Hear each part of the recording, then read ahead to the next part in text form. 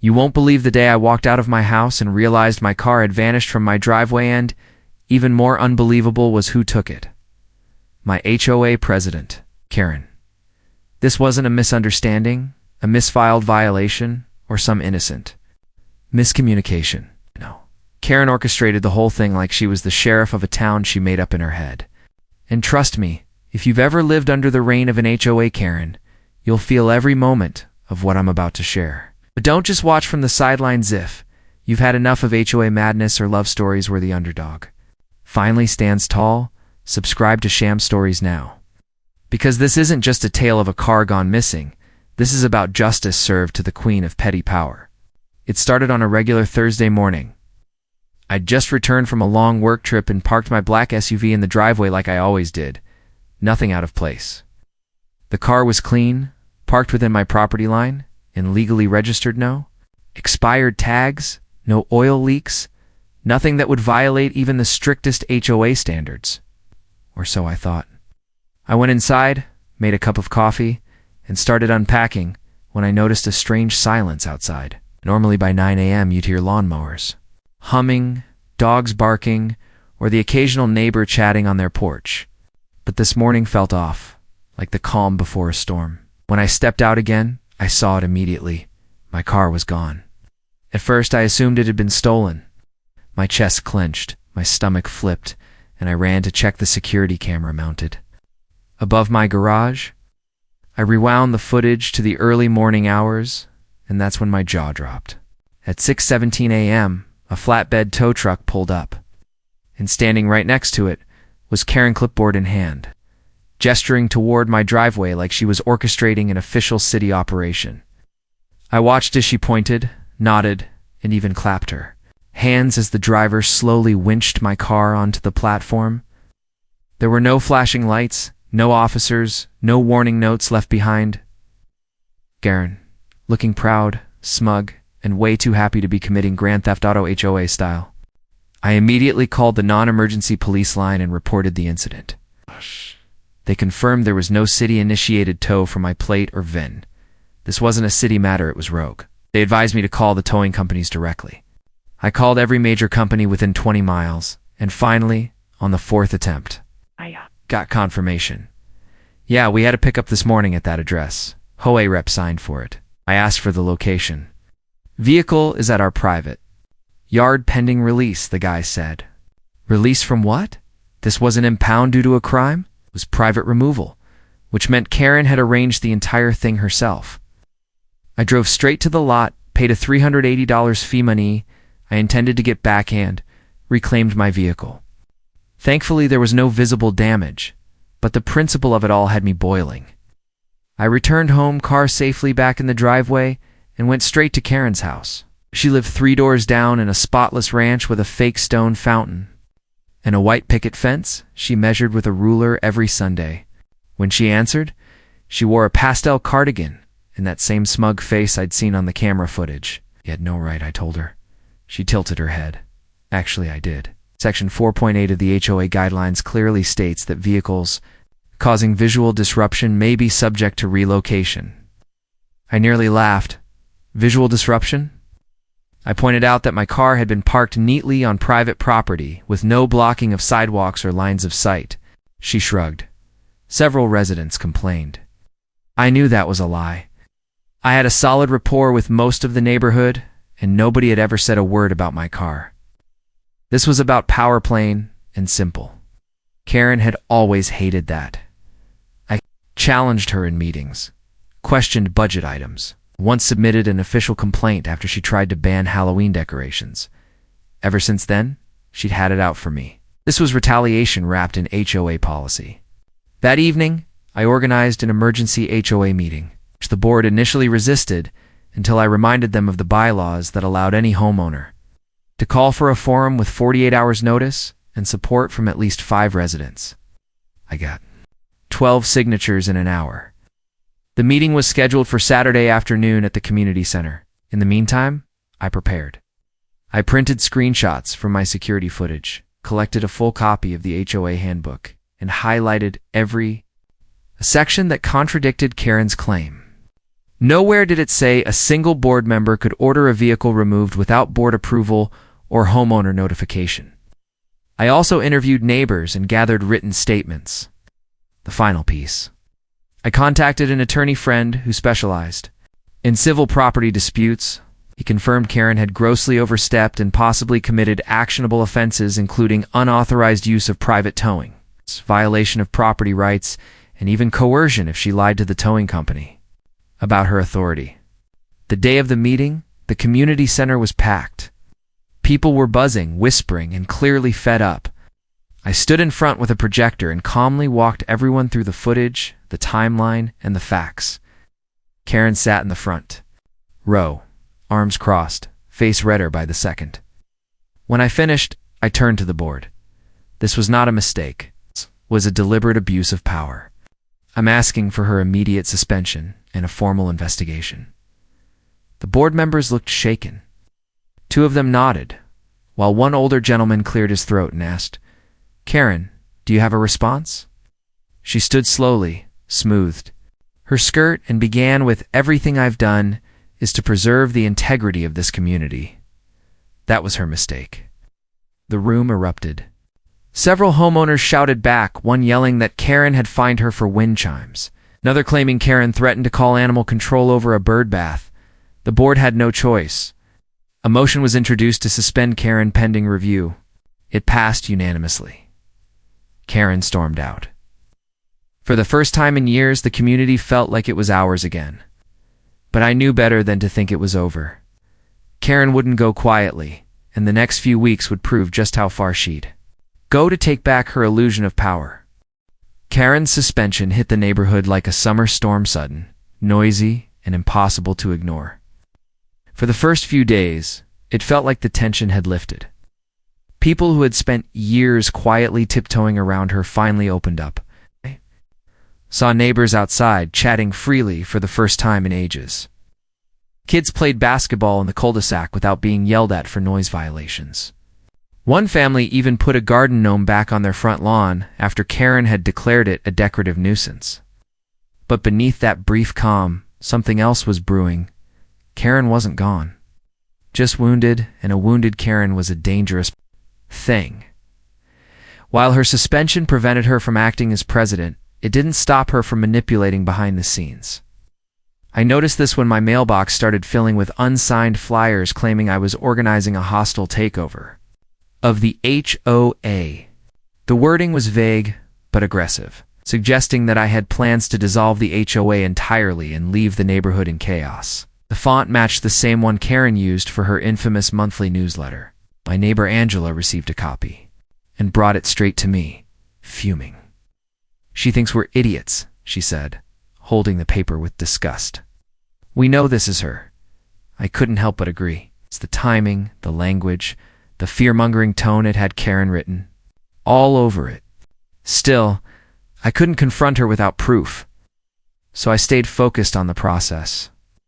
The HOA board had promised a formal investigation into Karen's conduct.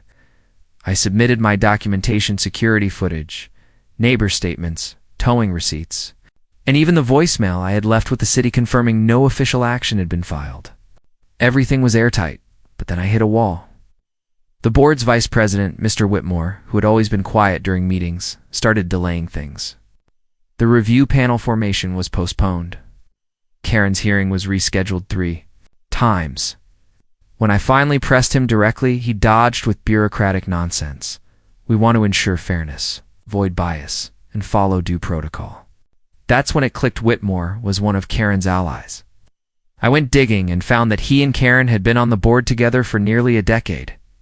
He rarely challenged her and had quietly approved most of her petty fines and decisions.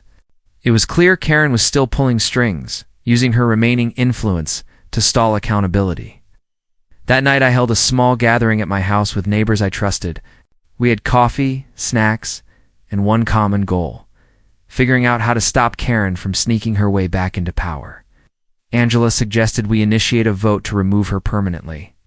"Suspension isn't enough," she said. "We need to make sure she never gets the chance to do this again."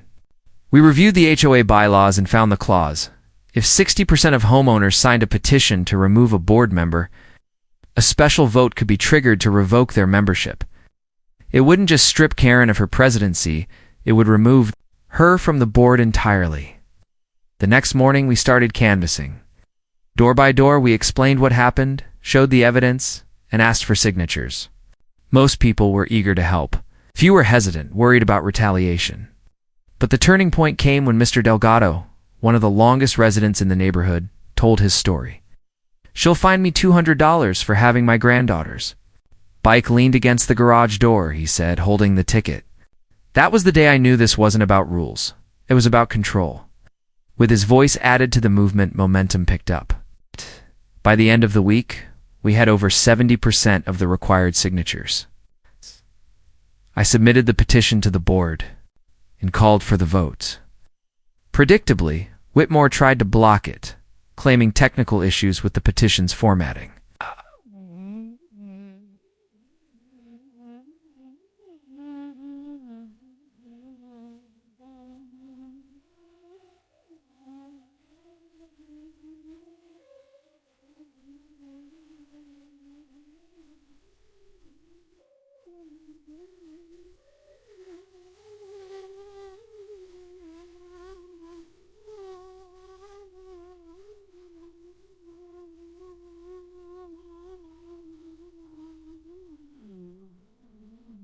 Will. Atrim by Woodward. Homeowners flooded the next board meeting. People who hadn't attended in years showed up with copies of their own HOA violations, telling stories about Karen's micromanaging, her favoritism, and her threats. One woman described being fined for a faded wreath on her door. Family revealed they were cited for planting tomatoes in backyard planters Karen deemed unsightly. The air was thick with frustration that had been building for years. The board had no choice. The vote was scheduled for the following Friday. In the meantime, Karen's behavior got even worse. She sent out another anonymous flyer, this time accusing me of inciting division and attempting to bankrupt the HOA. She suggested that I had a history of confrontations, even hinting that I was mentally unstable. I crossed a line. I filed a formal defamation complaint with the HOA and presented it along with handwriting analysis from a neighbor who used to work in graphic design. He pointed out matches in formatting, layout spacing, and file metadata from old HOA documents. Karen had authored. I also confronted the towing company, who admitted Karen had signed the service agreement herself under the HOA name, without proper board consent. That admission, recorded and notarized, became the final nail in the coffin. On the day of the vote, the community center was packed again. This time Karen didn't attend. Her absence was almost louder than her presence. People lined up to vote, each casting a ballot that echoed years of frustration. When the final count was announced, it wasn't even close. Had voted for her removal, Karen was officially off the board. There was a moment of silence followed by a round of applause. It wasn't just about one person, it was about a community reclaiming its dignity. But even with her gone, her influence lingered. Whitmore quietly resigned the following week, and 2 other board members stepped down within the month. The entire structure was in flux. We needed to rebuild, not just replace. So we formed a temporary committee and held open nominations. The focus was on transparency, fairness, and inclusion. We created a shared online portal where meeting notes, budgets, and policy changes would be posted. We also added a monthly community Q&A session where anyone could voice concerns without fear of retaliation. I didn't run for the board, I wanted to stay independent. But I continued to serve as an advisor and watchdog, making sure the new leadership never forgot how things had been under Karen's rule. Jasper, my dog, became something of a mascot for our movement. At every meeting, someone would bring him treats, pet him, or ask about how the real HOA president is doing. But one day, just when things felt peaceful, something happened that reminded me Karen might be gone, but she wasn't finished. It was a quiet Sunday afternoon, and for the first time in what felt like forever, I had nothing to worry about. The HOA was being run fairly, neighbors were friendly again, and my car hadn't been tampered with in weeks. I sat on my porch with a glass of iced tea and Jasper at my feet. enjoying the sound of birds in the trees and the sight of children riding their bikes down the street. But peace, as I was learning, was a temporary illusion when you had once crossed paths with someone like Karen. At around 2 p.m., my phone buzzed with a notification from our neighborhood watch group chat. Someone had posted a blurry photo of a woman in a large sun hat and sunglasses peeking into a backyard near the far side of the subdivision. The caption read, "Anyone recognize this? Looks like someone's sneaking around houses." At the moment I zoomed in and saw that signature, posture, one hand on hip, one clutching a clipboard, I knew it was her. Karen back again, lurking in the shadows like a bad memory come to life. My blood ran cold. She had no authority, no position, no excuse to be on HOA business.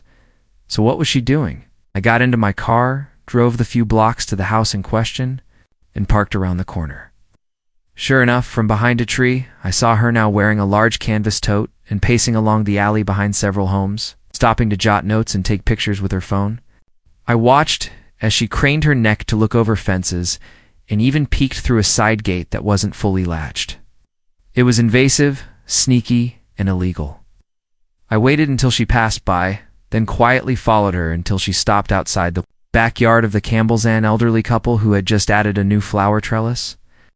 I stepped out of my car and called her name, Karen. She froze, then slowly turned around, her oversized sunglasses hiding her eyes, but not the guilt in her body language. "What are you doing?" I asked. "You don't live here? You're not on the board. You've got no right to be snooping around people's homes." She straightened her shoulders, trying to summon her old Karen authority, but her voice faltered. "I'm conducting a private audit. The community's standards have declined. Someone needs to monitor these things." I laughed. "A private audit? Is that what we're calling trespassing now?" Her expression tightened. "You always were a troublemaker," she hissed. "And your dog and your flags and your attitude? This neighborhood used to have order." I took out my phone and began recording. "Karen, I suggest you leave right now. You've already been voted off the board. You come onto someone's property again, and we're pressing charges. Period." She muttered something under her breath and walked away, the canvas tote swinging at her side. I waited until she disappeared around the corner, then went straight to the Campbells. They were shocked to hear what she'd done, and Mr. Campbell offered to call the police right away. I advised him to at least file a report, so we'd have a paper trail if she showed up again. That evening, I shared the video in the HOA's new online portal with the caption, "Former board members have no authority. Please stay vigilant." It sent ripples through the community. People were furious. The new board immediately issued a cease and desist letter to Karen, banning her from all HOA-related activities and warning that further interference would result in legal action. But this didn't deter her. Over the next few days, we started noticing new issues. Trash cans mysteriously knocked over, packages missing from porches, dog poop smeared on driveways. It wasn't just mischief, it was calculated harassment. Then came the letter. Slipped under my front door, in an unmarked envelope, was a typed message in all caps. "If you think you've won, think again. This neighborhood was never yours. It belongs to those who care about order. Enjoy your little victory while it lasts." I read it 3 times. There was no signature, no fingerprints, but the tone was unmistakable. Karen had gone from petty tyrant to unhinged saboteur. I took the letter to the police, who logged it as a harassment incident. Since there was no physical damage or direct threat, they couldn't do much more. But now I was on alert. I installed an extra security camera facing the street. I upgraded the floodlights. I made sure everyone on our community watch group was informed. Then, the worst escalation happened. One morning, I walked out to go to work and found my car once again. My stomach dropped. I ran to the security footage. The camera had caught it clearly. At 4:38 a.m., a tow truck pulled up, and within 6 minutes, my car was lifted and taken. But this time, Karen wasn't in the video. Instead, the driver had a clipboard and paperwork. It looked official. Cold. The city, and after 3 transfers, they confirmed something shocking.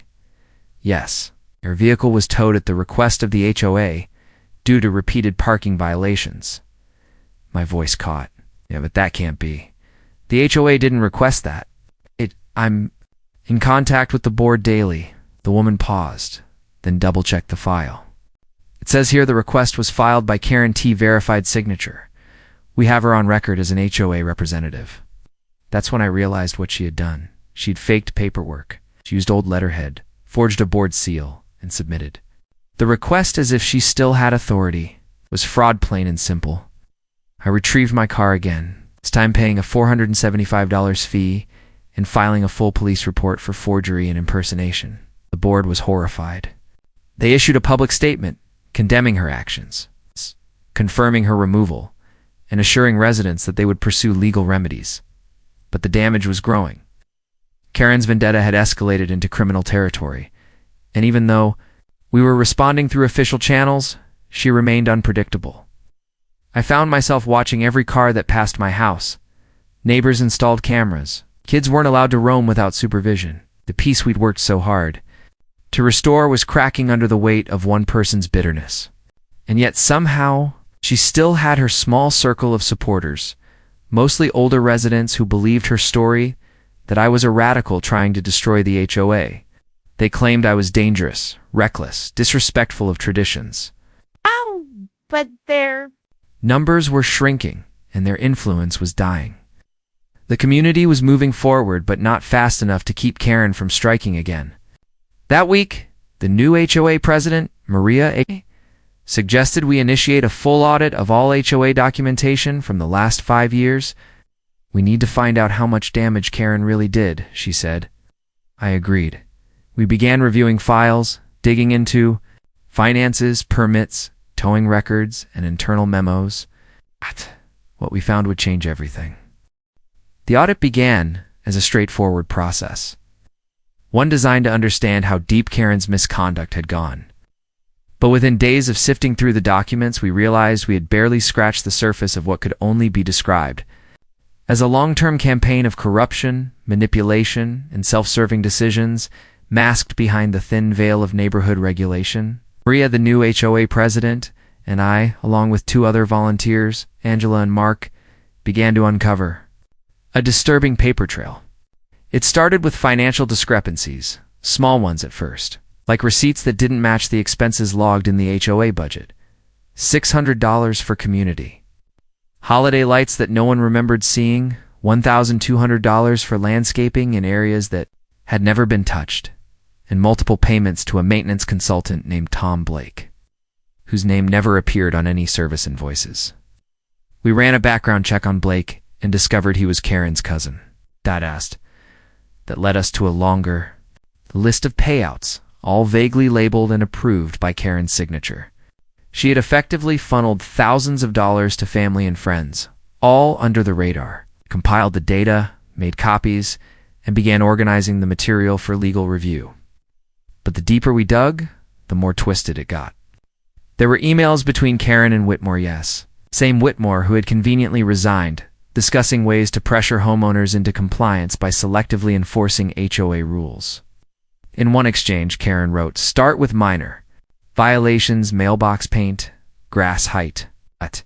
Once they're used to being fined, they'll stop fighting." Whitmore replied, "Got it. Conditioning phase begins next week." That sentence made my blood boil. This wasn't about community standards. It was about power through psychological manipulation. And then came the real bombshell.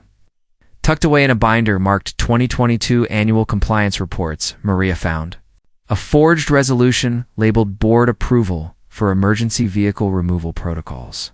At first glance, it looked official. It had Karen's signature, the HOA seal, and even what appeared to be board member initials.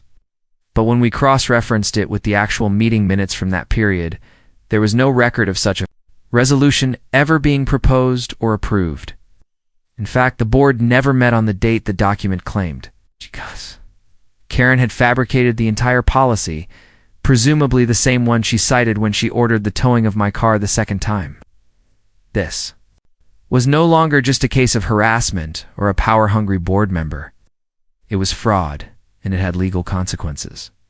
We submitted everything to the HOA's legal counsel and filed a formal complaint with the city's Department of Homeowner Association Oversight. A lawyer named Claire took over the case, and she was relentless. Within days, she confirmed our suspicions. Karen had impersonated board authority on multiple occasions, forged documents, misappropriated funds, and created false policies to justify her actions. Claire drafted a cease and desist order that was far stronger than the previous one. Ow. It demanded Karen return all HOA property, including files, electronic devices, and her master keys to the clubhouse and storage facility.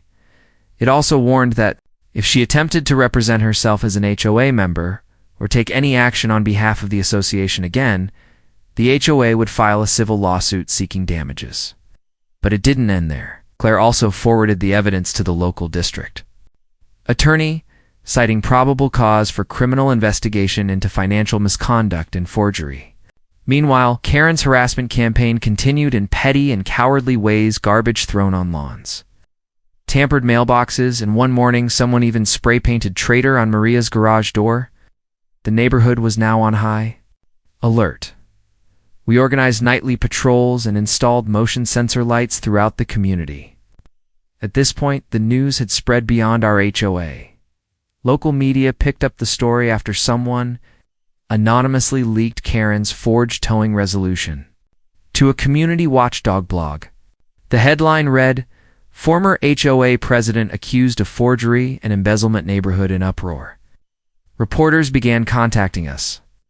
At first, we tried to keep things private, but the damage Karen had done needed to be exposed. Angela agreed to speak to the press, and her interview went viral. In it, she said, "This wasn't just a case of one woman abusing her power. This was about an entire community being manipulated, silenced, and stolen from. We are finally standing up." That video brought public pressure to bear, and soon after, city council members got involved. A councilwoman named Evelyn reached out to Maria and asked to attend our next community meeting. That meeting turned into a media event. Cameras lined the walls of the community center, and every seat was filled. Evelyn stood up and addressed the crowd. "You are not alone. What happened here is happening in neighborhoods across the city. But this community had the courage to act, to investigate, and to hold someone accountable. That matters." The crowd erupted in applause. It was the kind of moment that makes you feel like change is possible. But even as things seemed to be heading toward resolution, Karen was still out there. She hadn't been arrested, hadn't been stopped. She was seen several times near the edge of the neighborhood, always just outside our jurisdiction, like a shadow watching us from across the property line. One night I found fresh footprints in my backyard, too large for a child, too narrow for a man. I reported it, but there was nothing police could do without catching her in the act. That constant presence in, but felt, became our new normal. Still, we pressed on. The HOA board was rebuilt with trusted members. New elections were held, and bylaws were revised to include a clause that no major decision could be made without a two-thirds majority and documentation from multiple board members. We implemented monthly transparency reports and real-time expense logs viewable by any homeowner. Slowly, trust was restored. I began sleeping better, and my car remained safely in my driveway, my cameras quiet at night, and the sounds of the community became joyful again. Children laughing, dogs barking, neighbors calling to one another over fences. But just when we thought we'd finally moved on, something happened that would bring it all back to the surface and threaten to unravel everything we had built. I was beginning to believe the nightmare was truly behind us. The community had come together stronger than ever. The HOA board had been rebuilt from the ground up with transparent policies and fair leadership. And even the city had acknowledged our efforts with a formal commendation during a local council meeting. But trauma has a way of lingering in silence, and just as the scars begin to fade, they're often reopened in the most unexpected way. It was a breezy Thursday afternoon when I returned home from work and found a strange car parked across the street, not violating any laws, but idling there with its windows down. At first, I didn't think much of it until the driver stepped out. Even from across the road, under the brim of a new floppy hat and oversized sunglasses, I could tell it was Karen. Her posture, her way of surveying the surroundings like a territory to be conquered, was unmistakable. But this time, she didn't approach my house or knock on any doors. Instead, she leaned against the car hood and pulled out a large binder. I grabbed my phone and started recording again, walking to the edge of my driveway without saying a word. Karen didn't look up, but she knew I was there. She opened the binder and began flipping through pages, pretending to be absorbed in paperwork that probably didn't mean anything. After a moment, she spoke without looking at me. "You may have won your little battle, but this neighborhood will always remember who built it." That was the last straw. I called the police and reported her for stalking and trespassing. Officers arrived quickly thanks to my brother's connection at the department and the long list of complaints already filed. When they asked her to leave, she smiled smugly and handed them a letter. The officers read it, conferred briefly, and then walked over to me. She claims she's here to attend a court-mandated mediation meeting, one of them explained. She filed a civil case against the HOA, alleging defamation, harassment, and wrongful removal. I couldn't believe it. Karen, the very person who had violated more HOA rules than anyone, who had been voted out by an overwhelming majority and caught forging documents, was now trying to play the victim. Her lawsuit didn't name me specifically, but I was clearly the target. She had crafted a fantasy in which she was the wronged party, a brave former board president crushed by conspiracy. Her complaint was full of exaggerations, lies, and deliberate omissions. She had even included altered screenshots from our community portal to support her claims. The board called an emergency meeting with the HOA's attorney. Claire reviewed the paperwork and confirmed it was a stalling tactic, something to delay any further criminal proceedings against her. "She's trying to confuse the legal timeline," Claire said. "If she can frame herself as a victim first, it may soften the impact when the DA files charges. We prepared a countersuit with detailed documentation, including financial records, camera footage, and over a dozen sworn statements from residents." The mediation hearing was scheduled for 2 weeks later at the county courthouse. On the day of the hearing, more than 30 neighbors showed up wearing matching pins with the letters TOK, short for Take Our Karen, a sarcastic phrase coined during one of our community meetings. Inside the hearing room, Karen arrived looking composed but rigid, her lawyer flipping through pages like a magician preparing for a trick. When her time to speak came, she began a long monologue about her years of service, the stress she endured trying to protect the community, and how the board had turned against her with no warning. But then Claire stood up and presented the evidence point by point, methodically, without a hint of drama. She displayed the forged documents side by side with originals, cited financial records showing payments to Karen's relatives, and even played a video compilation of Karen's behavior, including the 2 car towing incidents and her recent appearance outside my home. Karen sat in stony silence, her expression darkening with each piece of proof. By the end, even her own lawyer looked pale. The judge, a stern woman named Judge Moreno, looked over her glasses and said, "Ms. Tanner, if half of what's been presented today is true, this case borders on malicious prosecution." Karen tried to interrupt, but the judge raised her hand. "No, you've had your chance to speak. I'm dismissing your claims with prejudice and referring the evidence package to the district attorney's office for criminal review." The room was quiet for a moment, and then the neighbors behind me began whispering in relief. Outside the courtroom, we hugged each other and took a photo with Jasper, who had once again joined the ranks of neighborhood legend. A week later, Karen was officially charged with forgery, fraud, and impersonation. She was ordered to pay restitution to the HOA and banned from any future leadership or management roles in registered homeowner associations across the state. Her house went up for sale quietly a month after that, and before long, a sold sign appeared on her lawn. She left under the cover of dawn, refusing to say goodbye to anyone. The neighborhood finally felt free. In the months that followed, we focused on healing. We organized block parties, built a community garden, and even started a monthly newsletter that shared only positive stories. The HOA became something it had never been before: welcoming, transparent, and neighborly. As for me, I never ran for a leadership position. I didn't need to. My voice was strong enough where it mattered. And while I still sometimes glance out the window when a strange car parks nearby, I sleep soundly knowing this community now belongs to the people, not a single tyrant. Hey, Thank you for following the story. If this tale reminded you how important it is to stand up for fairness in community, then don't forget to subscribe to the Sham Stories YouTube channel for more real drama, justice, and the unexpected triumph of the everyday hero.